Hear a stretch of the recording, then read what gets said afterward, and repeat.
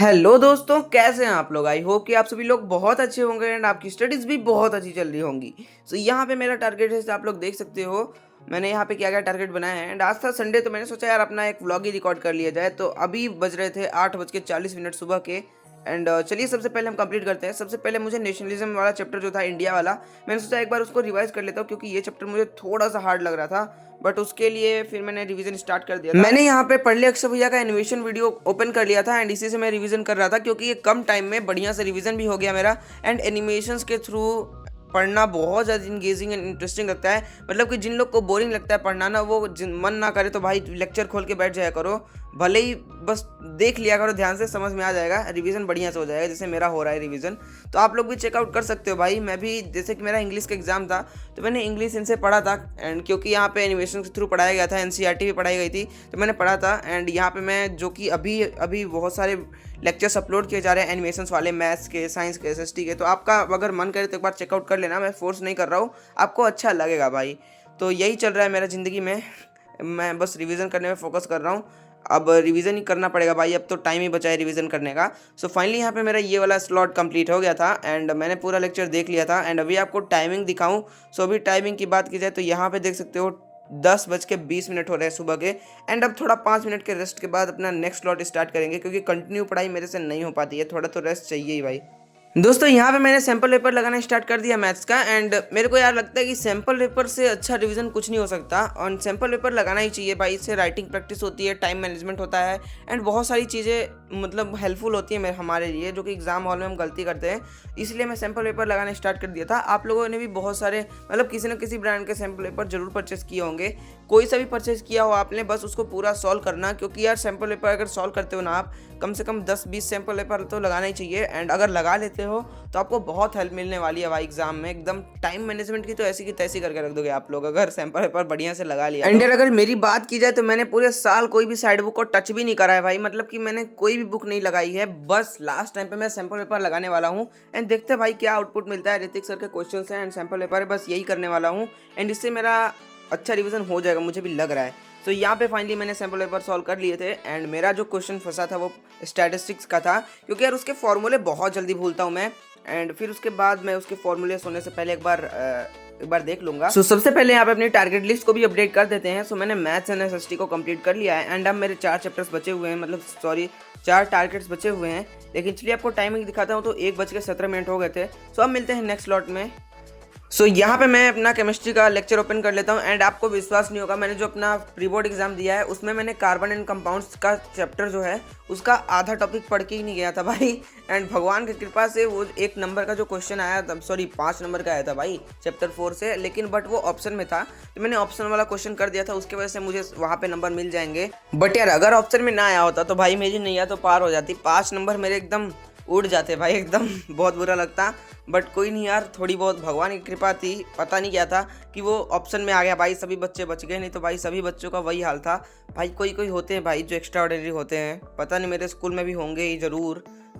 And पता नहीं होंगे भाई, मुझे पता है भाई होंगे, होते हैं भाई ऐसे बहुत ज़्यादा पढ़ाकू लोग। लेकिन मैं बच गया भाई, बस उसी की खुशी है। एंड यार सानिया मैम के लेक्चर मैंने ओपन कर लिया था एंड ये भी बहुत अच्छा पढ़ा रही थी। सुनील सर के मैंने क्यों नहीं देखे, क्योंकि वहाँ पे 3 लेक्चर्स में पढ़ाया गया था एंड सानिया मैम ने एक ही लेक्चर में पढ़ा दिया था। लेकिन यार यहाँ पे जब सोप्स एंड डिटर्जेंट्स वाला टॉपिक पढ़ते पढ़ते, मतलब कि मैंने ऑलमोस्ट 1.5 घंटे का लेक्चर लिया था, उसके बाद मेरे भेजे में बहुत कम इन्फॉर्मेशन घुसने लगी, बिकॉज यार केमिस्ट्री टॉपिक ही ऐसा है। बट इंटरेस्टिंग बहुत लगा मुझे, तो मैंने सोचा इसको बाद में पढ़ लेंगे अगर टाइम मिलेगा तो। एंड यहाँ पे अभी 6:05 हो गए थे। सो अब थोड़ी रेस्ट के बाद मिलते हैं नेक्स्ट स्लॉट में। एंड मुझे थोड़ा काम भी था तो। एंड दोस्तों अभी टाइम हो रहा था 9 बज रहे थे अभी रात के। एंड अभी मैं ग्रामर की प्रैक्टिस करने वाला था। अपने टारगेट लिस्ट में तो मैंने लिखा था कि 20 क्वेश्चंस, बट मैंने ओवरऑल 35 क्वेश्चंस किए थे। लेकिन जब वो मैंने किया तो मेरा औकात पता चल गया भाई। सच में यार मेरी ग्रामर बहुत ज़्यादा वीक है भाई। डियर सर से पढ़ता हूँ, उनसे समझ नहीं आता, कैसे पढ़ूँ भाई कुछ समझ नहीं आ रहा। अगर आप लोग के पास इसका कोई सोल्यूशन है तो प्लीज़ बता देना यार मेरे को। एंड हाँ, आप लोग के लिए एक बहुत गुड न्यूज़ मैंने टेलीग्राम पे शेयर कर दिया था। यार टेलीग्राम क्यों नहीं ज्वाइन किया भाई आप लोगों ने? इसीलिए तो मैंने आपके लिए टेलीग्राम बनाया। जैसे कि मैंने कल एक बहुत गुड इन्फॉर्मेशन दे रखी है, इतनी अच्छी इन्फॉर्मेशन है कि आप लोग को भी बहुत बड़ी खुशी होगी। कुछ न्यू ईयर के लिए आप लोग के लिए मैंने कुछ प्लान किया था, उसके अकॉर्डिंग है। तो यार टेलीग्राम ज्वाइन कर लेना। हाँ, 2 टेलीग्राम आईडी है मेरी, एक टेलीग्राम ग्रुप है, एक चैनल है। तो चैनल ज्वाइन करना, जो लिंक मैंने डिस्क्रिप्शन में दिया है ना, वहाँ से ज्वाइन करना, ठीक है। एंड जाके मेरा वॉइस मैसेज ज़रूर पढ़ना एंड आपको बहुत खुशी होगी। सो फाइनली यहाँ पे मैंने किया था एंड मेरे 26 आए 35 में से।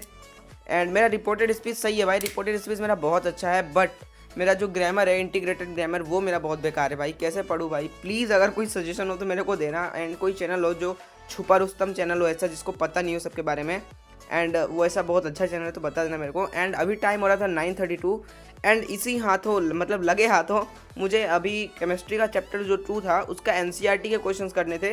तो चलिए इसको करते हैं, बिकॉज एनसीईआरटी के क्वेश्चंस भी बहुत इंपॉर्टेंट होते हैं। मैंने कभी किया नहीं है एंड आज करते हैं। एंड यार यहाँ पे जब मैं इस क्वेश्चंस को कर रहा था, मतलब एनसीईआरटी के, तो मेरे से सारे क्वेश्चन बन रहे थे, मतलब बन तो सारे गए, 1-2 क्वेश्चन में फंसा, बट जब मैंने उसका कॉन्सेप्ट समझ लिया, मतलब कि मैंने समझ लिया क्वेश्चन पूछ क्या रहा है, फिर मैंने उसको भी कर लिया। एंड यार सच बताओ तो मैंने एनसीईआरटी के क्वेश्चंस किए ही नहीं है, हिंदी सब्जेक्ट को छोड़ के एंड इंग्लिश को छोड़ के। सच में मैंने एनसीईआरटी के क्वेश्चंस किए नहीं है, लेकिन मुझे लगता है भाई करना चाहिए, क्योंकि एनसीईआरटी में से जब क्वेश्चन आ जाएगा ना, एंड अगर वो मुझे नहीं आएगा तो भाई उससे ज़्यादा रिग्रेट वाली चीज़ कुछ भी नहीं हो सकती। एंड बेसिकली बायोलॉजी के तो भाई मैंने किए ही नहीं है भाई क्वेश्चंस, एंड एक्टिविटी भी नहीं की है। एंड मेरा प्री बोर्ड में एक एक्टिविटी भी आई थी, एक्टिविटी से क्वेश्चन आया था सनलाइट वाला, लेकिन यार उसको भी मैं गलत करके आ गया, बिकॉज मैंने एक्टिविटी पढ़ी नहीं थी। एंड मुझे एक्टिविटी पढ़नी पड़ेगी भाई। समृद्धि में हमने पढ़ा रखा है, बट मैंने उसको एज अ ग्रांटेड ले लिया, मैंने पढ़ा ही नहीं अच्छे से। एंड बस मैं लेक्चर्स देख लेता था, एनसीईआरटी के येलो बॉक्स वेलो बॉक्स कुछ भी नहीं देखा भाई मैंने, लेकिन अब मुझे वो देखना पड़ेगा, मुझे ऐसा लग रहा है। एंड यहाँ पे मैंने सारे क्वेश्चंस कर लिए थे। एंड देख सकते हो राइटिंग तो यार मेरे को खुद ही समझ नहीं आएगी, अगर 1-2 दिन बाद मैं देखूंगा तो आपको क्या आएगी। तो उसके फिराक में मत रहना कि राइटिंग समझ लोगे आप लोग।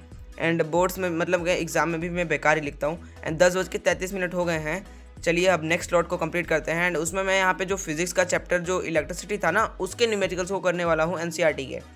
एंड यार मुझे जो बात की जाए सच में ना, फिजिक्स के जो ये चैप्टर है, मोस्ट ऑफ द चैप्टर्स के नहीं, इसी चैप्टर्स के जो न्यूमेरिकल्स हैं वो मुझे बहुत अच्छे लगते हैं भाई, क्योंकि जो कॉन्सेप्चुअल क्वेश्चंस होते हैं, जो कि कॉन्सेप्ट लगा के किए जाते हैं, वो मज़ा आ जाता है।